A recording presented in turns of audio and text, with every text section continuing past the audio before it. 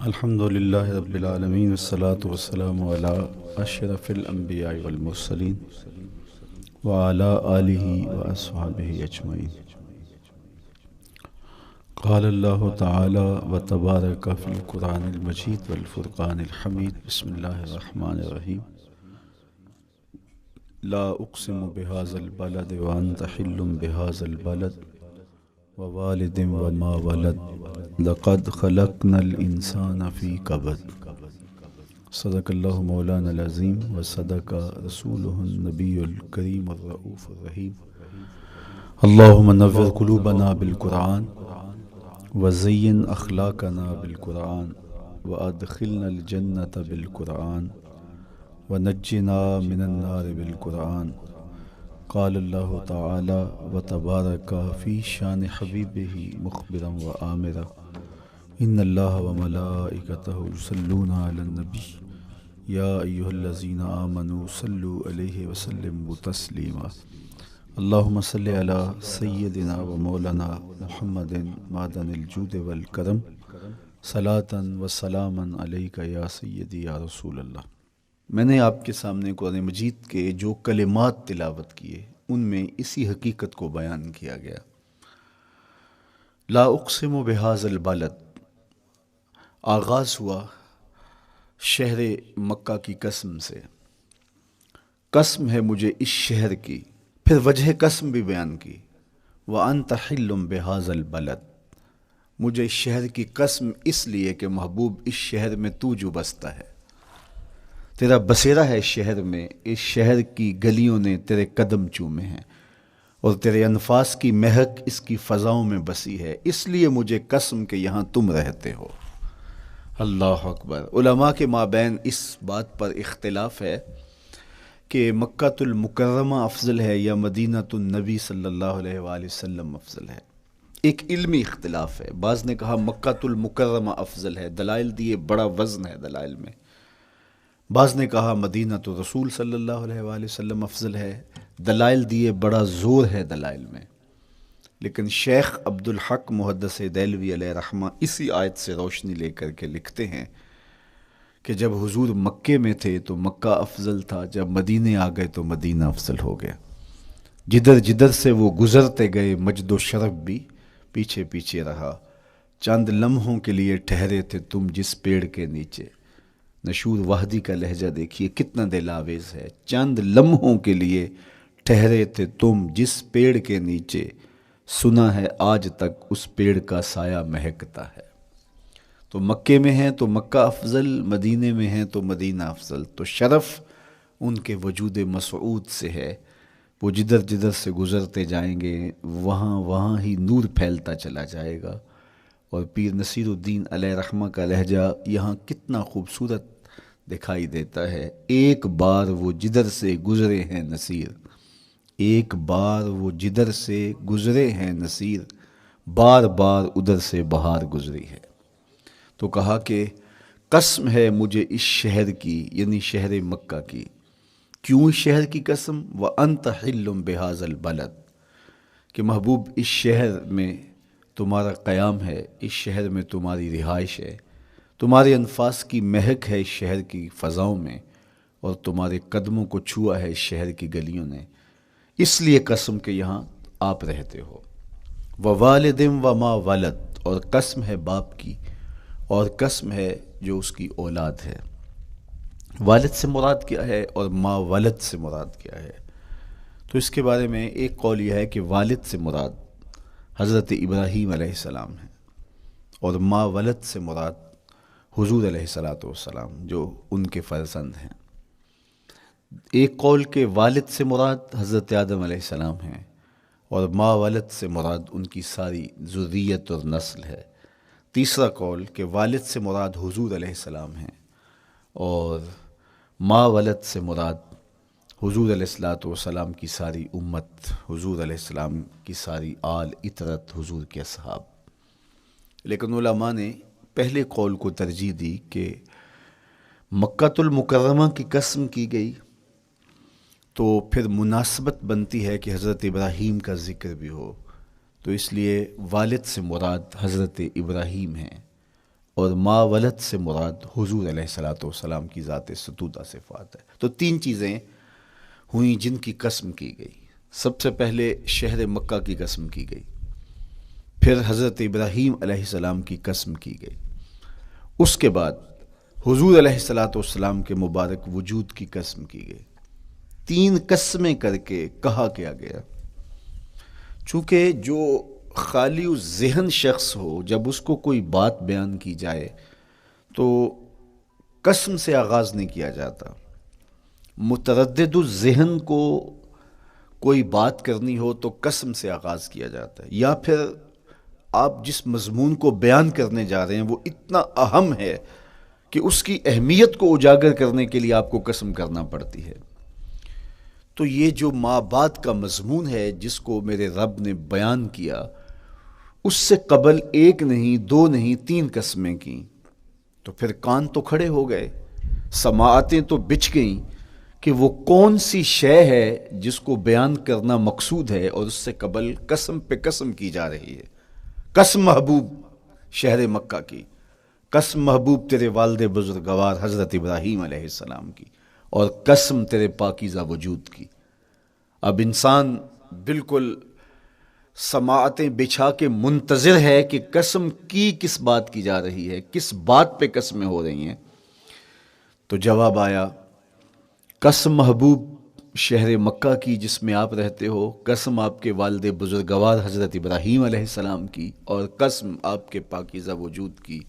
لقد خلقنا الانسان فی کبد، ہم نے انسان کو مشقتوں میں رہتا پیدا کیا ہے۔ یعنی انسان کی زندگی کے اندر مشقتیں، مشکلیں، آلام، مصائب، حالات کی تلخیاں، سخت مراحل، یہ اس کی زندگی کا حصہ ہے، اور ہم نے اس کو ڈیزائن اس طرح کیا ہے کہ یہ ان ساری مشکلات سے نہ بردآزما ہوگا اور حالات کی تلخیوں کا مقابلہ کرے گا، اور خیر و شر کے ساتھ ساری زندگی اس کا تعلق رہے گا۔ تو یہ اگر سخت جان ہوا تو زندگی میں کامیاب اور بامراد ہوا، اور اگر یہ کمزور ہوا تو پیچھے رہ جائے گا۔ اور اس کے لیے جو قسمیں کی ہیں وہ تین ہیں۔ قسم کا اور جواب قسم کا تعلق ہوتا ہے، یعنی جس پہ قسم کی جا رہی ہے تو جو قسم کی جا رہی ہے اس کا کوئی آپس میں تعلق ہوگا۔ جب پھولوں کا ذکر کریں گے تو پھر اس کے متعلقات ہی بعد میں بیان کریں گے۔ کسی نے کہا تھا جنگل میں کوئی مے خار مرا ہے، جنگل میں کوئی مے خار مرا ہے، اسے انگور کے پتوں کا کفن دو۔ میاں جنگل میں مرنے والے شخص کو کسی اور درخت کے پتوں کا بھی تو کفن دیا جا سکتا ہے، لیکن صاحب مرنے والا مے خار ہے، اور شراب کشید کی جاتی ہے انگور سے، تو اس کو تو ٹھنڈ تب بھی پڑے گی کہ انگور کے پتوں کا کفن دیا جائے۔ تو مناسبات ہوتی ہیں۔ تو اب جب قسم کی گئی تو قسم تین چیزوں کی گئی، اور اس کی جواب قسم سے مناسبت کیا بنتی تھی؟ انسان کو مشقتوں میں رہتا پیدا کیا گیا، حالات کی تلخیوں سے گزرتا ہے، سخت تربیتی مراحل سے اس کو گزرنا پڑتا ہے۔ تو اس چیز کو بیان کرنے سے قبل تین قسمیں کی گئی۔ پہلی قسم میرے حضور کے پاکیزہ شہر کی، مکہ المکرمہ کی، اس لیے کہ مکہ المکرمہ میں دیکھ لیجئے کہ صحابہ اور حضور کے ماننے والوں نے کیسے تلخ زندگی کاٹی۔ شجر اسلام ثمر بار ہوا تو ہمیں تو یہ کھلے ہوئے پھول دکھائی دیتے ہیں، لیکن ہم نہیں بھول سکتے کہ بلال حبشی کی پیٹھ پہ کیسے کوڑے برسے اور احد احد کیسے پکارتے رہے۔ تو ہم اس منظر کو دیکھیں، مکہ کے ان حالات کو دیکھیں، تو اس لیے قسم کی مکے کی، اور پھر حضرت ابراہیم علیہ السلام کی قسم کی، چونکہ حضرت ابراہیم نے جس قدر اذیتوں سے گزر کر کے، مصائب آلام کا سامنا کر کے، حالات کی تلخیوں کا مقابلہ کر کے اپنا راستہ بنایا اور اپنے رب کی رضا پائی، وہ تاریخ کا ایک انوکھا باب ہے۔ اس سے بڑھ کر کیا ہوگا کہ جلتی ہوئی آگ میں چھلانگ لگا دی رب کے حکم کی تعمیل میں، بیٹے کی گردن پہ چھری رکھ دی۔ یہ تماشا لب بام نہیں تھا، منا کی وادی میں وہ انوکھا واقعہ رقم ہوا کہ آج بھی تاریخ انگشت بدندہ ہے کیا ایک باپ، اور وہ اس بیٹے کو ذبح کرنے کے لیے آمادہ ہو گیا جو اس کی آنکھوں کا نور ہے اور دل کا قرار ہے، رب سے مانگ مانگ کے لیا، لیکن تعمیل ارشاد میں اس بیٹے کی گردن پہ چھری رکھنے کے لیے باپ تیار ہو جاتا ہے اور اس کو ذبح کرنے کے لیے آمادہ ہو جاتا ہے، حتیٰ کہ بیٹے کو لٹا لیتا ہے اور ہاتھ میں چھری پکڑ کے بیٹے کی گردن پہ رکھ کے پوری ہمت کے ساتھ جب چھری چلاتا ہے تو آواز آتی ہے فلما اسلم وتلہ للجبین ونادیناہ ان یا ابراہیم قد صدقت الرؤیا انا کذالک نجزی المحسنین۔ ابراہیم بس کرو، تم نے واقعی خواب پورا کر دکھایا۔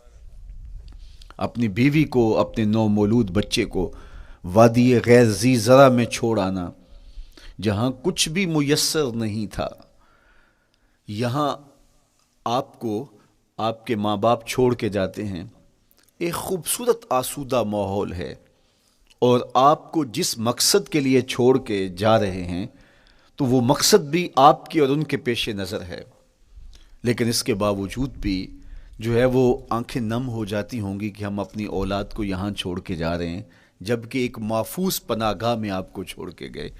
آپ کی تربیت کرنے والا ایک جو ہے وہ توانا طبقہ اور ایک توانا جو ہے وہ سٹاف موجود ہے جو آپ کی فکری، ذہنی، بدنی تربیت کے لیے کوشاں ہیں، لیکن اس کے باوجود بھی والدین محسوس کرتے ہیں لیکن اپنے نو مولود بچے کو وہاں چھوڑ کے جانا جہاں آب و دانہ بھی میسر نہیں تھا۔ مورخ اسلام فی جلندری نے اس وادی کا نقشہ کھینچتے ہوئے کہا، وہ وادی جس میں وحشت بھی قدم رکھتی تھی ڈر ڈر کے، جہاں پھرتے تھے آوارہ تھپیڑے بادے سر سر کے، جہاں پر گھاس اگتی تھی، جہاں نہ پھول کھلتے تھے، مگر وہ سرزمیں تھی آسماں بھی جھک کے ملتے تھے۔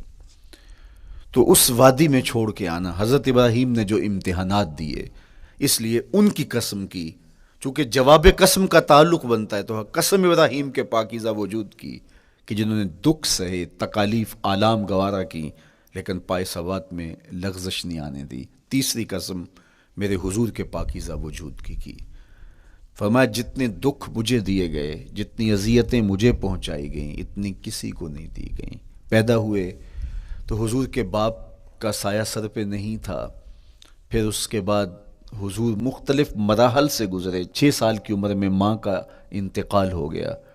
جب راہ حق میں لوگوں کو دعوت رشد و ہدایت دینے نکلے تو جو لوگوں کے رویے تھے اور جو اذیتیں لوگوں نے پہنچائیں وہ ایک الگ باب ہے۔ مکے کی گلیوں سے لے کے طائف کے بازاروں تک جن اذیتوں سے میرے حضور گزرے، ام المومنین سیدہ عائشہ رضی اللہ تعالیٰ عنہ فرماتی ہیں ایک دن حضور کی بارگاہ میں حاضری تھی تو ہم نے عرض کیا حضور کیا احد کے دن سے سخت دن بھی زندگی میں کبھی گزرا ہے؟ صحابہ کی نظر میں اس دن سے سخت دن کبھی زندگی میں نہیں آیا، اس لیے کہ جب 70 صحابہ کی لاشیں پڑی تھیں، حضور کے چچا حضرت امیر حمزہ شہید کر دیے گئے، اور نہ صرف انہیں شہید کیا گیا، ان کا مسئلہ کیا گیا، اعضائے بدنیاں کاٹ دیے گئے، ناک کاٹ لی گئی، زبان کاٹ لی گئی، بدن چیر کے کلیجہ نکالا گیا، اور پھر ان اعضاء کا ہار پرویا گیا، اور ہندا نے گلے میں ڈال کے رقص کیا، آنکھوں میں نیزے چبھوئے گئے۔ تو یہ دردناک دن تھا۔ تو حضور کے سر انور پہ سفید رنگ کی پٹی بندھی تھی اور چشمان رحمت میں آنسو تھے، اور بار بار فرماتے تھے ما فعل امی، میرے چچا کی کہانی سناؤ۔ تو یہ دردناک دن تھا جو صحابہ نے اپنی آنکھوں سے دیکھا۔ تو انہوں نے کہا حضور کیا احد کے دن سے سخت دن بھی کبھی زندگی میں آیا؟ ان کا خیال تھا کہ حضور فرمائیں گے ہاں یہ میرا زندگی کا مشکل ترین اور سخت ترین دن تھا، لیکن حضور نے فرمایا ہاں عائشہ، جب طائف کے بازاروں میں تیری قوم نے مجھے پتھر مارے تو یہ دن احد کے دن سے بھی سخت تھا۔ حضور ان کے 3 سرداروں کے پاس پیغام حق لے کے گئے، لیکن انہوں نے آگے سے جو رویہ اختیار کیا وہ اتنا اذیت ناک تھا۔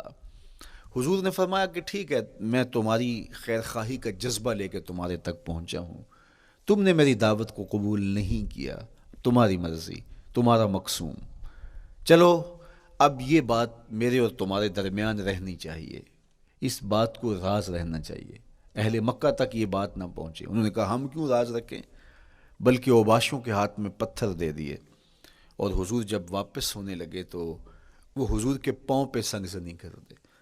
حضور اپنا ایک پاؤں اٹھاتے تو دوسرے پاؤں پہ مارتے، شدت درد اور احساس کرب سے حضور بیٹھ جاتے تو ان کے غنڈے دائیں بائیں سے بڑھتے اور کندھوں سے پکڑ کے حضور کو اٹھاتے اور مشق سنگزنی کرتے۔ نالین خون سے بھر گئے، لخت لخت زخمی ہوا۔ اللہ اکبر، کیا دردناک لمحے تھے، کیا تکلیف بری گھڑیاں تھیں.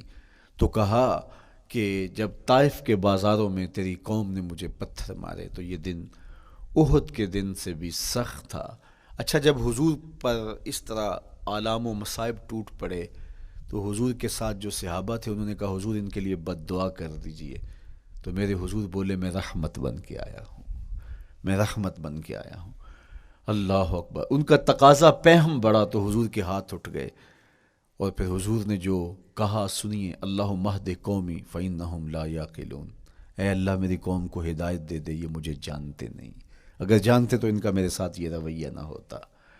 تو پتھروں کے جواب میں دعائیں دینا پیغمبروں کا حوصلہ ہوتا ہے.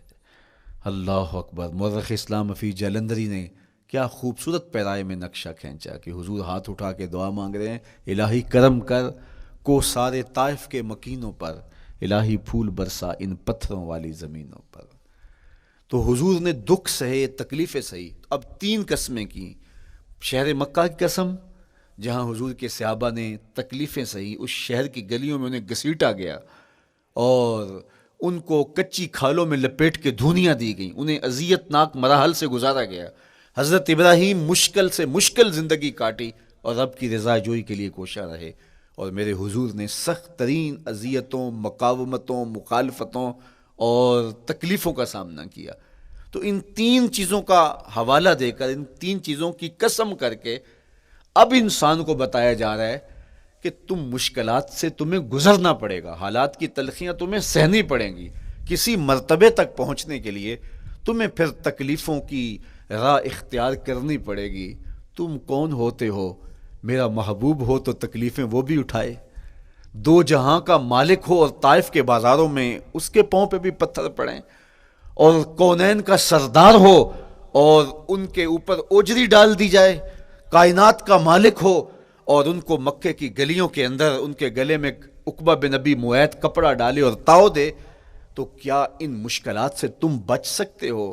جب تم کسی منزل تک پہنچنا چاہتے ہو تو پھر یہ حوالے ماضی کے دیکھ لو. 3 قسمیں کر کے اس حقیقت کو بیان کیا. ابراہیم علیہ السلام کے وجود کو دیکھ لو، حضرت مصطفیٰ کریم علیہ السلام کی ذات ستودہ صفات کو دیکھ لو، اور مکے کی گلیوں میں صحابہ کے ساتھ جو ظلم اور جبر ہوئے اور انہوں نے جو مصیبتیں اور مشقتیں کاٹی وہ ساری دیکھ لو. تو 3 قسمیں کھا کر کے کہا کہ بے شک انسان مشقتوں میں رہتا پیدا کیا گیا ہے. اس لیے قافلہ انسانی کے وہ افراد جو کسی منزل کے متلاشی ہوتے ہیں، جو جستجو کی زندگی بسر کر رہے ہوتے ہیں، ان کو پھر مشکلات سے گزرنا پڑتا ہے اور حالات کی تلخیاں ان کو گوارا کرنا پڑتا ہے، کشاکش حیات سے ان کو ٹکرانا پڑتا ہے، اور ان کو آگے بڑھنے کے لیے ان کو تکلیفوں سے گزر کر کے، جان گسل مراحل سے گزر کر کے پھر منزل کی طرف عازم سفر ہونا پڑتا ہے. کیا میں نے اس خاکدان سے کنارہ جہاں رزق کا نام ہے آب و دانہ، پلٹنا جھپٹنا جھپٹ کر پلٹنا لہو گرم رکھنے کا ہے ایک بہانہ. پرندوں کی دنیا کا درویش ہوں میں کہ شاہی بناتا نہیں آشیان. تو زندگی مشکل مراحل سے گزر جانے کا نام ہے. اقبال نے کہا تھا ہے شباب اپنے لہو کی آگ میں جلنے کا نام.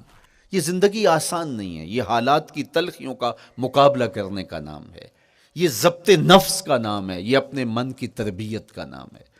حضرت امام رازی سایت کریمہ کے تحت لکھتے ہیں کہ جب بچہ شکم مادر میں ہوتا ہے تو وہ 3 پردوں میں ہوتا ہے، ایک جھلی کا پردہ، ایک رحم مادر کا پردہ اور ایک پیٹ کا پردہ. تو 3 پردوں میں وہ بیچارہ بڑی عجیب سی حالت میں ہوتا ہے. یہ اس کا پہلا مرحلہ ہے تخلیق کے بعد. اس کے بعد پیدائش کا دوسرا مرحلہ ہے. یہ زچہ بچہ دونوں کے لیے موت و حیات کے مرحلے ہوتے ہیں. اس کے بعد وہ پیدا ہوا، اس دنیا پہ آیا تو اس کی مشکل کیا ہے؟ زبان ہے، بولنا نہیں جانتا، دیکھتا ہے پہچان نہیں سکتا، سنتا ہے سمجھ نہیں سکتا، ہاتھ ہیں پکڑ نہیں سکتا، ٹانگیں ہیں چل نہیں سکتا. کتنی مشکل بن گئی. یہ سب کچھ چیزیں ہونے کے باوجود بھی وہ بے بس دکھائی دیتا ہے. اس کو دودھ مانگنے کے لیے بھی رونا پڑتا ہے. تو یہ ایک مرحلہ تھا. پھر آہستہ آہستہ اس نے بولنا سیکھا، ایک ایک حرف کر کے لفظ لفظ جوڑ کے وہ جملے مکمل کرتا رہا. آج تو زبان کا طوطی بولتا ہے، آج تو بات کریں تو جو ہے وہ ماحول تھم جاتا ہے. لیکن انسان ذرا پلٹ کے آغوش مادر میں تیری ماں نے ایک ایک حرف تجھے سکھایا تھا، ایک ایک لفظ تجھے سکھایا تھا، لفظ لفظ کر کے، حرف حرف کر کے جملے بنے، اور آج تیری گفتار کی شوخی کے تذکرے زمانے میں ہیں، تو پھر تجھے بولنا سکھایا، تو چل نہیں سکتا تھا، آج تیری جو ہے وہ جولانیاں دیکھنے والی ہیں، تیری رفتار کو کوئی چھو نہیں سکتا ہے، تیری آنکھوں کی بجلیاں آج عقابوں سے بڑھ کر ہیں، آج تیرے کانوں کے اندر نغموں کا جہاں آباد ہے، آج تیرے ہاتھوں کی گرفت کہ آگے شیر غراں بھی ہو تو وہ بھی بے بس ہو جاتا ہے، لیکن دیکھ تو کتنا مجبور تھا۔ اچھا چلو وہاں سے آگے آئے، پھر زندگی کو سیکھنا پڑتا ہے، آداب سیکھنے پڑتے ہیں، کس سے کیا بات کرنی ہے سیکھنا پڑتا ہے، آگے بڑھے، جوانی کی دہلیز پہ پہنچے۔ جوانی انسان کی زندگی کا بانکپن ہوتا ہے، عروج ہوتا ہے، اللہ اکبر، لیکن جوانی کو تقدس معاب رکھ کے منزل تک پہنچانا یہ سب سے مشکل مرحلہ ہوتا ہے، چونکہ جذبات بے قابو ہیں، خواہشیں آوارہ ہیں، اور تا حد نظر نظارے ہی نظارے جو دل کو کھینچتے ہیں۔ اب اپنے تقدس کو جو شخص محفوظ رکھے، کائنات میں سب سے قیمتی جوہر حضرت انسان کا اس کی عصمت کا جوہر ہے، اور سب سے حسین چہرہ وہ ہے جو جنسی کالک سے اپنے آپ کو بچا لے۔ تو جوانی ہو، بانکپن ہو، اور پھر اپنی خواہشات کو بے قابو نہ ہونے دیا جائے، سب سے مشکل مرحلہ پوری زندگی میں یہ آتا ہے۔ کسی نے کہا تھا کتاب زیست کا ایک اور باب بیت گیا، شباب بیت گیا، ایک عذاب بیت گیا۔ تو شباب کا ختم ہونا اور اس کو خیریت سے منزل تک پہنچنا، یہ کتنا بڑا مشکل مرحلہ ہوتا ہے، جس کا جوانی میں باطن کا چہرہ مسخ ہو جاتا ہے اور جنسی کالک سے جو چہرہ آلودہ ہو جاتا ہے، اس کا عفت کا دامن داغدار ہو جاتا ہے۔ تو اس لیے وہ چہرہ تاباں ہے، وہ چہرہ روشن ہے، وہ چہرہ منور ہے جو اپنے آپ کو کالک نہیں لگنے دیتا اور اپنی عصمت کی حفاظت کرتا ہے۔ میرے حضور نے بھی ارشاد فرمایا، سبعۃ یظلھم اللہ تعالی فی ظلہ یوم لا ظل الا ظلہ، 7 اشخاص ایسے ہیں قیامت کے دن جب کوئی سایہ نہیں ہوگا، اللہ ان کو اپنے عرش کا سایہ عطا کرے گا۔ ان میں سے پہلا شخص امام عادل حکمران، دوسرا شخص وشاب نشأ فی عبادت اللہ، وہ جوان جس کی جوانی اللہ کی عبادت میں بسر ہوئی، تیسرا وہ شخص ورجل قلبہ معلق بالمساجد، وہ شخص جس کا دل مسجد میں لگتا ہے، مسجد میں جمتا ہے، اور چوتھا شخص ورجل دعتہ امرأۃ ذات منصب وجمال فقال انی اخاف اللہ، وہ شخص جس کو دعوت گناہ ملی اور حسن قدموں میں بچھنے کے لیے بےتاب ہوا، اور اس نے کیا کہا، انی اخاف اللہ، میں اللہ سے ڈرتا ہوں، میرا اللہ مجھے دیکھ رہا ہے۔ میرے حضور نے فرمایا قیامت کے دن جب کوئی سایہ نہیں ہوگا، اللہ اس کے اوپر اپنے عرش کا سایہ تان دے گا، جو اپنی عصمت کے جوہر کو بچا گیا۔ تو یہ ایک مشکل مرحلہ تھا، اپنی جوانی کے تقدس کی حفاظت کرنا۔ میرے حضور نے ارشاد فرمایا انا حبیب اللہ، میں اللہ کا حبیب ہوں۔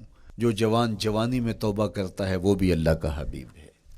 کتنا بڑا اعزاز ہے اور کتنا بڑا کمال ہے جو شخص کو ملتا ہے جو جوانی میں اپنی عصمت کے تقدس کی حفاظت کرتا ہے، اپنی آبرو پہ پہرا دیتا ہے، اپنی نظروں کی حفاظت کرتا ہے، اپنی سوچوں کو آوارہ نہیں ہونے دیتا، اپنے خیالوں کو بھٹکنے نہیں دیتا، اپنی خواہشات کو بے قابو نہیں ہونے دیتا۔ تو یہ مشکل ترین لمحہ تھا۔ اس کے بعد امام راضی کہتے ہیں اب شادی کا مرحلہ ہوا، تو پہلے خود اپنی ذمہ داری تھی، اب کسی کا بوجھ بھی اٹھانا پڑا، یہ اگلی مشکل آ پڑی۔ پھر بچے ہوئے تو پھر اپنی زندگی تو ختم ہو گئی، پھر ساری زندگی، پھر بڑھاپے میں چلے جائیں، ارذل العمر تک چلے جائیں، یہ ساری زندگی مشکلات لقد خلقنا الانسان فی کبد۔ تو ہمیں عملی طور پہ مشکلات کے مقابلے کے لیے تیار ہونا چاہیے۔ دیکھیے ہم جب شکار کرنے جاتے ہیں اور وہ خطرناک جنگل ہو جس میں شیر، بھیڑی اور دیگر جانور بھی ہوں، تو پھر ہم حفظ ما تقدم کے طور پہ سب کچھ ساتھ لے کے جاتے ہیں اور اس انداز سے جاتے ہیں کہ ہمارے اوپر اگر کوئی حملہ ہو تو بچاؤ کی یہ تدبیر ہو۔ تو ہم عملی طور پہ اس کے لیے خود تیار ہوتے ہیں، تو پھر کوئی ہونے والا حملہ غیر متوقع نہیں ہوتا اور ہم اس کے لیے اپنے آپ کو مستعد اور فعال پاتے ہیں۔ اسی طرح میں اور آپ اگر زندگی کے اس فلسفے سے آگاہ نہیں ہوں گے کہ زندگی مشکلات کا مجموعہ ہے، حالات کی تلخیاں ساری زندگی ہمارے ساتھ رہیں گی، تو کوئی بھی تکلیف، کوئی بھی اذیت، کوئی بھی ایسا واقعہ جو ہم نہیں چاہ رہے ہوں گے وہ روح پذیر ہوگا تو ہم گھبرا جائیں گے اور پھر اس وقت ہم دکھی ہو جائیں گے۔ اس لیے ہمیں یہ قرآن نے سکھایا ہے کہ تم عملی طور پہ زندگی کی سختیوں کا مقابلہ کرنے کے لیے آمادہ اور تیار ہو جاؤ۔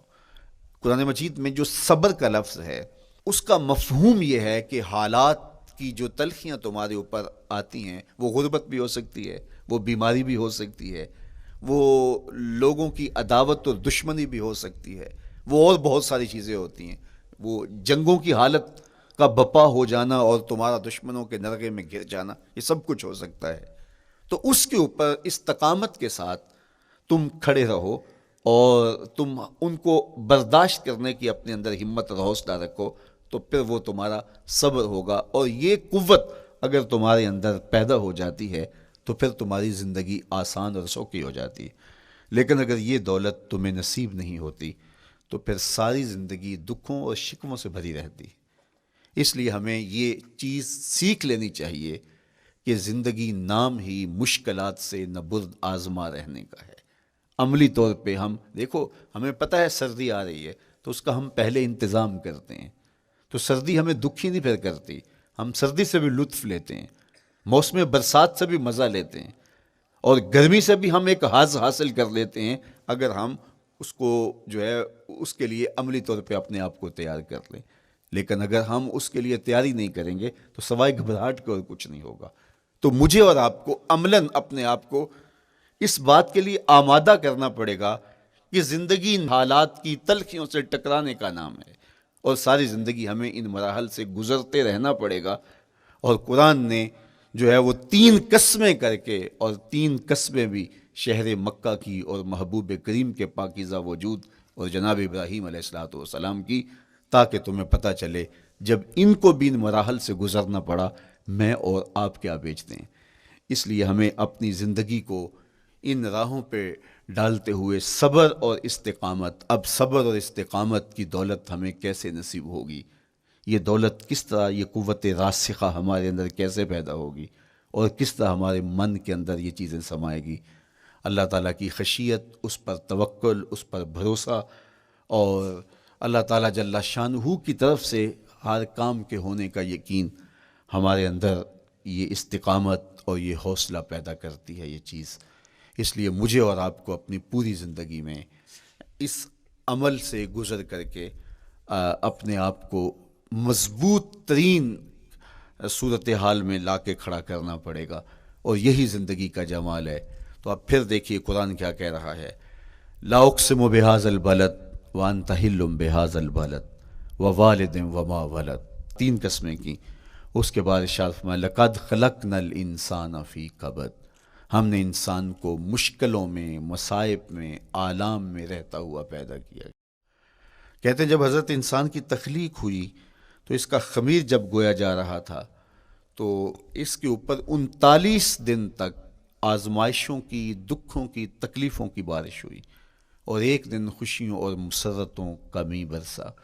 تو انسان کی زندگی کے اندر حالات سے ٹکرانا اور دکھوں کو سہنا اور دکھوں سے مقابلہ کرنا، یہ سیکھنا پڑے گا، اور جب انسان اس کو عملی طور پہ سیکھ جائے گا تو پھر زندگی کا جمال اور زندگی کا حسن نصیب ہوگا۔ دوسری بات، ہمیں اپنی زندگی میں 7 چیزوں کو اپنا اصول بنا لینا چاہیے، اور یہ 7 چیزیں وہ ہیں جو ہماری زندگی کو ایک خوبصورت سانچے میں ڈھال کر کے ہمیں ایک پاکیزہ اور ستھرا انسان بنا دیتی ہیں۔ پہلی چیز، التمسک بکتاب اللہ، اللہ کی کتاب سے جڑ جانا، وابستہ ہو جانا۔ جب ہم کتاب اللہ سے وابستہ ہو جائیں تو پھر ہمارے باطن کی اور نفس کی تربیت ہوتی ہے، اور پھر ہم وہ مطلوب انسان بنتے ہیں جو ہمارا رب ہم سے تقاضا کرتا ہے۔ تو اس لیے ہمیں اپنی زندگی میں اس چیز کو لازم کر لینا چاہیے کہ ہمارا کوئی بھی دن قرآن مجید کی تلاوت کے بغیر نہ گزرے۔ اپنے دن کا آغاز قرآن مجید کی تلاوت سے کیجیے۔ سورہ یاسین سے جو اپنے دن کا آغاز کرتا ہے، سارا دن اللہ کی امان میں رہتا ہے، اس کی حفاظت میں رہتا ہے، اور اپنی شب کا آغاز سونے سے پہلے سورہ الملک کی تلاوت کریں، آپ ساری شب اللہ کی امان میں، اس کی حفاظت میں رہیں گے۔ اور قرآن مجید کو سمجھ کر اس کے مفاہیم و مطالب کے ساتھ ایک رکوع کم از کم پوری زندگی، اپنی زندگی کے نصاب میں آپ کتنا وقت مختلف امور کے لیے سر انجام دیتے ہیں۔ یہ کتاب انسانی ہدایت کے لیے، انسانی تربیت کے لیے، اس سے کوئی اور بہتر اور مؤثر جو ہے وہ نصاب نہیں ہو سکتا ہے۔ انسان سازی کا بہترین ذریعہ ہے یہ کتاب، اور اس کتاب کے ذریعے سے جو ہے وہ انسان پستیوں سے اٹھ کے بلندیوں تک جا پہنچتا ہے۔ اقبال نے تو کہا کہ گر تمی خواہی مسلمان زیستن، نیست ممکن جز بقرآن زیستن۔ اگر تو مسلمان بن کے جینا چاہتا ہے تو قرآن کے بغیر ایک قدم بھی نہیں چل سکتا۔ تو آگے چل کے اسی نظم میں کہا کہ فاش می گوئم آنکھ در دل مزمرست، این کتاب نیست چیزیں دیگرست۔ اگر میں کھل کے بیان کر دوں جو میرے سینے میں چھپا ہے تو میں تجھے بتا دوں کھل کے، یہ کتاب نہیں، یہ کوئی اور ہی شے ہے۔ کن لوگوں کو کہاں سے اٹھایا اور یہ کتاب کہاں تک لے گئی، جو باہمی جنگ و جدل میں الجھے ہوئے تھے اور حرف شناس بھی نہیں تھے، جو سواد آشنا بھی نہیں تھے، پھر انہوں نے جو ہے وہ روما کی سلطنت بھی الٹ کے رکھ دی۔ یہ کرشمہ تھا اس کتاب کا، جس نے زندگی کا جمال ان کی روحوں کے اندر پیدا کر دیا۔ تو میں اور آپ اپنی زندگی میں قرآن مجید سے کبھی بھی دور نہ ہوں، روزانہ کی بنیاد پہ آپ تلاوت کلام مجید اپنی زندگی میں شامل رکھیں۔ انشاءاللہ اس کے اجالے دنیا میں اور آخرت میں آپ اپنی آنکھوں سے مشاہدہ کریں گے۔ حضرت امام احمد بن حنبل فرماتے ہیں، میں نے رب سے کہا کہ مجھے اپنا قرب عطا کر، آواز آئی میرا قرب چاہتے ہو تو قرآن پڑھا کرو۔ یہ رب کی قربت کی بھی ضمانت ہے اور ضبط نفس اور باطن کی تربیت کا بھی ذریعہ ہے۔ اچھا، دوسری بات، والاقتداء بسنت رسول اللہ صلی اللہ علیہ وآلہ وسلم، ہمارے لیے بہترین نمونہ ہمارے حضور علیہ الصلوۃ والسلام کی زندگی ہے، حضور کے دیا ہوا نظام حیات ہے، جس پر حضور نے خود عمل کر کے دکھایا۔ میرا عشق رسول، میری محبت رسول اس بات کا تقاضا کرتی ہے کہ میں ان کے طریقہ حیات کے مطابق اپنی زندگی گزاروں۔ اسلام دعوے کی بات نہیں کرتا، دلیل ہم سے مانگتا ہے۔ آج میں کہتا ہوں میں عاشق رسول ہوں، اور اتنا بڑا عاشق رسول ہوں کہ میرے جیسا زمانے میں دوسرا کوئی نہیں۔ میرے جذبات ایسے دکھائی دیتے ہیں، آسمان کو چیر دوں گا اور زمین کو پھاڑ دوں گا، لیکن ہمسایوں کے ساتھ میرا سلوک بتاتا ہے کہ میں عاشق رسول نہیں ہوں۔ دوستوں کے ساتھ میرا رویہ بتاتا ہے کہ میں عاشق رسول نہیں ہوں۔ میں کسی سے وعدہ کرتا ہوں اور پھر اس پہ پورا نہیں اتر پاتا، تو صاحب پھر آپ عاشق رسول نہیں ہیں، آپ کچھ اور ہیں۔ عشق رسول تو یہ ہے کہ میرے محبوب علیہ السلام نے کسی سے عہد کیا ہے کہ تمہارے آنے تک میں یہاں کھڑا ہوں، اور وہ جا کے بھول جاتا ہے، اور میرے حضور 3 دن وہاں منتظر رہتے ہیں۔ وہ اچانک گزرا اور دیکھا تو حضور علیہ السلام کھڑے ہیں، تو خود پریشان ہوا، صرف اتنی بات اسے کہی، صاحب تو نے مجھے مشکل میں ڈال دیا، تو نے مجھے مشقت میں ڈال دیا۔ عہد کیا ہے تو پھر اس کی پاسداری نبھا کے دکھائی۔ اللہ اکبر! میں اگر حضور سے محبت کرنے والا ہوں تو میرا رویہ بتائے کہ میں عاشق رسول ہوں۔ میری زبان پہ جھوٹ نہیں بول سکتی۔ آپ سے پوچھا گیا کہ مومن بزدلی کر سکتا ہے؟ کہا نہیں، بہادر ہوتا ہے، لیکن ہو سکتا ہے کبھی اس سے بزدلی سرزد بھی ہو جائے۔ پھر پوچھا گیا کہ مومن بخیل ہو سکتا ہے؟ کہا نہیں، سخی ہوتا ہے، لیکن ہو سکتا ہے کبھی اس سے بخل بھی سرزد ہو جائے۔ پھر تیسرا سوال حضور سے کیا گیا، مومن جھوٹا ہو سکتا ہے؟ فرمایا جھوٹا نہیں ہو سکتا، یہ پکی بات ہے کہ مومن جھوٹ نہیں بول سکتا۔ میں اور آپ اپنے رویوں میں دیکھیں کہ ہم کھڑے کہاں ہیں۔ آج ہم ان جگہوں پہ بھی جھوٹ بولتے ہیں جہاں جھوٹ بولنا ہماری مجبوری بھی نہیں ہوتی، چونکہ یہ ہماری فطرت ثانیہ اور عادت بن چکا ہے، اور ہم اس کو برا ہی نہیں سمجھتے۔ جبکہ جھوٹ جب کوئی شخص بولتا ہے، حدیث پاک میں آتا ہے اس کے منہ سے بدبو نکلتی ہے، رحمت کے فرشتے 1 میل دور ہٹ جاتے ہیں اس سے۔ اور سویر سے شام تک جب ہمارے معمولات یہ ہوں تو پھر ہم کہاں کھڑے ہیں اور رحمت کے فرشتے کہاں کھڑے ہیں؟ تو حضور علیہ الصلوۃ والسلام کی سنت کا اتباع حضور کی محبت کی دلیل ہوگی۔ امام قرطبی نے لکھا ہے، اللہ کی محبت کا کوئی دعویٰ کرے تو کیا دلیل ہوگی کہ یہ واقعی محب الہی ہے؟ تو کہا اللہ سے محبت کا دعویٰ کرنے والے کے لیے دلیل یہ ہے کہ وہ قرآن سے پیار کرے۔ قرآن سے پیار اور قرآن سے محبت کی دلیل یہ ہے کہ حضور کا پیار سینے میں رکھے. حضور سے محبت کی دلیل یہ ہے کہ سنت رسول سے پیار کرنے والا ہو. اور سنت رسول سے پیار کرنے کی دلیل یہ ہے کہ بدعات سے اجتناب کرنے والا ہو. ہر وہ طریقہ جو میرے حضور نے نہیں دیا اس کو اختیار نہ کرے، اس طریقے کو اختیار کرے جو حضور علیہ الصلوۃ والسلام کا عطا کرتا ہے. تیسری بات، عقل الحلال. یہ وہ بنیادی اصول ہیں جو ہماری زندگیوں میں اتر جانے چاہیے اور ہم ایک صالح اور خوبصورت انسان بن کے اس معاشرے کا حصہ بن سکتے ہیں. عقل حلال زندگی میں شامل ہو تو زندگی کو جمال نصیب ہوتا ہے اور باطن اور ظاہر کو طمانینت نصیب ہوتی ہے. اگر رزق پاک نہیں ہے تو آپ کعبے بھی جائیں تو وہاں بھی آپ محروم پلٹیں گے. میرے حضور علیہ الصلوۃ والسلام نے فرمایا ایک بندہ لمبا سفر کر کے گیا، اشعث اغبر کے لفظ ہیں کہ اس کے بال بکھرے ہوئے ہیں، سفر کی گرد پڑی ہوئی ہے اور لباس بھی پھٹا ہوا ہے، شکستہ حالت، پراگندہ صورت، اور کھڑا ہے کعبۃ اللہ کے سامنے. یمد یدیہ، دونوں ہاتھ لمبے کر کر کے دعا مانگ رہا ہے اور کیا کہتا ہے؟ اے اللہ، اے اللہ، وَمَطْعَمُهُ حَرَامٌ وَمَشْرَبُهُ حَرَامٌ وَمَلْبَسُهُ حَرَامٌ وَغُذِّيَ بِالْحَرَام. فرمایا اس کا کھانا حرام کا ہے، اس کا پینا حرام کا ہے، اس نے جو لباس پہنا ہے وہ حرام کا ہے. میرے حضور فرماتے ہیں بتاؤ اس کی دعا کیسے قبول ہوگی؟ اب لمبا سفر کاٹ کے حرم کعبہ میں پہنچے، غلاف کو پکڑ پکڑ کے دعائیں کر رہا ہے، لمبے لمبے ہاتھ کر کے دعائیں مانگ رہا ہے، ملتزم سے لپٹا ہوا ہے، حتیم میں سجدہ ریز ہو کے رو رو کے دعائیں مانگ رہا ہے، لیکن دعا قبول نہیں ہوتی. کیوں؟ اس لیے کہ اس کے پیٹ میں لقمہ حرام کا ہے، اس کے بدن پہ لباس حرام کا ہے. تو اسلام نے جتنا زور حلال کمانے، حلال کھانے اور حلال اختیار کرنے پر دیا ہے، تو ایک مومن اگر اسلام کے مبادیات سے بھی آگاہ ہو تو اس کی تو زندگی کے اندر جو ہے وہ حرام گھس ہی نہیں سکتا ہے، بلکہ وہ مشکوک سے بھی اجتناب کرے. چوتھی چیز، کف الاذی. اپنے آپ کو ایسا بناؤ کہ تمہارے وجود سے کسی کو ضرر اور تکلیف نہ پہنچے. ہمارا اسلام تو ہمیں یہ بتاتا ہے کہ تم پیاز یا لہسن کھا کے مسجد میں نہ جاؤ کہ تمہارے منہ سے جو سمیل آتی ہے اس سے کسی کو تکلیف نہ پہنچے. تو یہ اسلام کی دی ہوئی تعلیمات ہیں کہ مسجد میں بھی جانا ہے تو اپنے آپ کو دیکھو کہ تمہاری حالت کیا ہے، تمہاری وجہ سے کسی کو تکلیف نہ پہنچے. تمہارے رویے اتنے خوبصورت ہوں، تمہارے ہمسائے بتائیں کہ یہ واقعی مسلمان ہے. مسلمان کی تعریف کی گئی، المسلم من سلم المسلمون من لسانہ و یدہ. مسلمان کون ہے؟ جس کے ہاتھ سے، جس کی زبان سے دوسرا مسلمان بھائی محفوظ ہے، تو وہ مسلمان ہے. اللہ اکبر. ہم یہ جو کہتے ہیں السلام علیکم، اس کو کہتے ہیں تحیت المسلم، مسلمان کا تحیت. تو اس میں اس کے معنی پہ غور کریں تو ہم اس کو ضمانت دے رہے ہوتے ہیں، السلام علیکم، تیرے اوپر سلامتی ہو. تو ہم اپنی جانب سے اسے ضمانت دیتے ہیں، میرے بھائی میری طرف سے تیری عزت، تیری جان، تیری آبرو سلامت ہے، اب میری جانب سے تو پریشان نہیں ہونا، میں تجھے سلامتی کی ضمانت دیتا ہوں. اور وہ آگے سے کیا کہتا ہے؟ وعلیکم السلام. میرے بھائی پھر میری جانب سے بھی تیرا سب کچھ محفوظ ہے.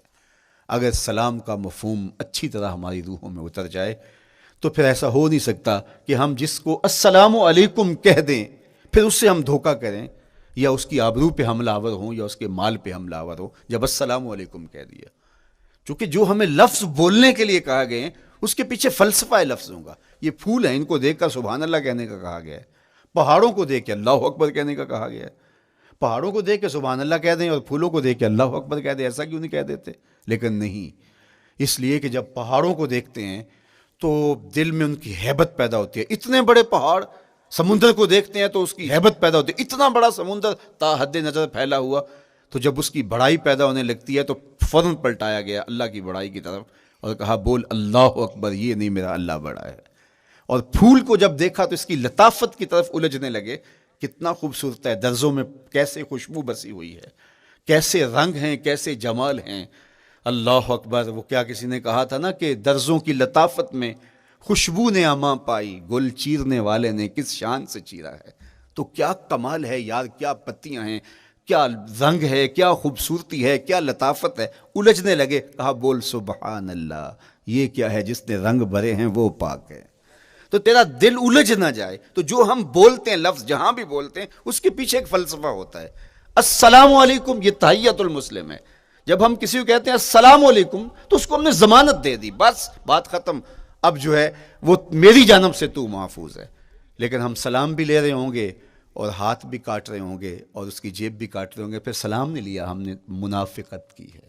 تو کف الاذی چوتھی چیز، اور پانچویں چیز اجتناب المعاصی، گناہوں سے اپنے آپ کو بچا کے رکھنا۔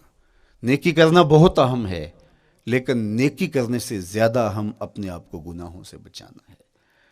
چونکہ شر کی قوتیں ہمارے ساتھ جڑی ہوئی ہیں، اس لیے اپنے آپ کی حفاظت جب ہم کریں گے تو ہم ایک اچھی صورت میں آگے بڑھیں گے۔ اور چھٹی چیز وہ ہے التوبہ، توبہ تسلسل کے ساتھ کرتے رہیے۔ یہ تصور کہ بڑھاپے میں توبہ کریں گے، یہ تصور کہاں سے آیا؟ یا ہمارے ہاں آج کل یہ کلچر پیدا ہوا ہے کہ لیلۃ القدر یا شبرات کے دن سارے جڑ کے توبہ کرنے بیٹھ جاتے ہیں اور پورا سال اپنی مرضی کی زندگی گزارتے ہیں۔ ایسا نہیں ہے۔ میرے حضور کے دامن پہ ایک بھی گناہ کا دھبا نہیں تھا۔ ہم نبیوں کی عصمت کے قائل ہیں، کسی نبی پر کوئی گناہ کا دھبا نہیں ہوتا۔ اگر اس امکان کو بھی تسلیم کر لیا جائے تو ساری شریعت مشکوک ہو جاتی ہے، لیکن اس کے باوجود حضور فرمایا میں دن میں اللہ سے 100 بار توبہ کرتا ہوں، ایک دن میں 100 مرتبہ توبہ کرتا ہوں۔ میں اور آپ دیکھیں کہ ہم کیا اس معمول کو اپنی زندگی میں شامل کیے ہوئے ہیں۔ جب انسان توبہ کرتا ہے، جب غسل کر لیتا ہے نا ایک دفعہ، تو پھر وہ بچ بچ کے چلتا ہے کہ کوئی گرد دوبارہ پڑ نہ جائے، اور جب وہ لتھڑا ہوا ہو تو پھر اس کو پرواہ بھی نہیں ہوتی۔ اس لیے ہمیں بار بار غسل کرنے کی، بار بار توبہ کرنے کی تلقین کی گئی ہے، تاکہ ہم پھر نئے گناہوں سے بچتے رہیں گے۔ تو اپنی زندگی میں توبہ کا تسلسل کیجئے، شام سویرے صبح بار بار اللہ سے توبہ کی اور رجوع کیجئے۔ اور آخری چیز ادا الحقوق، حقوق کا ادا کرنا۔ ہمارے ذمے جو حقوق عائد ہوتے ہیں وہ ہمارے والدین کے ہیں، وہ ہمارے بہن بھائیوں کے ہیں، وہ ہمارے دوستوں کے ہیں، ہمسایوں کے ہیں، ہمارے اساتذہ کے ہیں، کلاس فیلوز کے ہیں۔ وہ حقوق حتیٰ کہ جانوروں کی کیوں نہ ہوں، تو ان حقوق کو ہم ادا کرنے والے، دست بردار نہیں ہو سکتے ہم ان حقوق سے۔ یہ مومن کی زندگی ہے، یہ ہمارا نظم حیات ہے، یہ اسلام کا دیا ہوا منشور ہے، یہ طریقہ زندگی ہے کہ ہم ایک ایک کے حق کو ادا کرتے ہوئے اپنی زندگی کو بسر کریں۔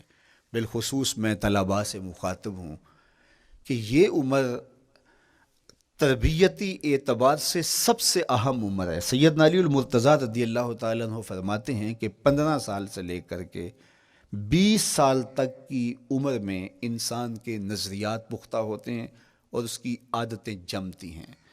یہ دوسرے کہتے ہیں 13 سے 19 سال تک کی عمر، وہ کہتے ہیں یہ بڑی اہمیت کی حامل ہے۔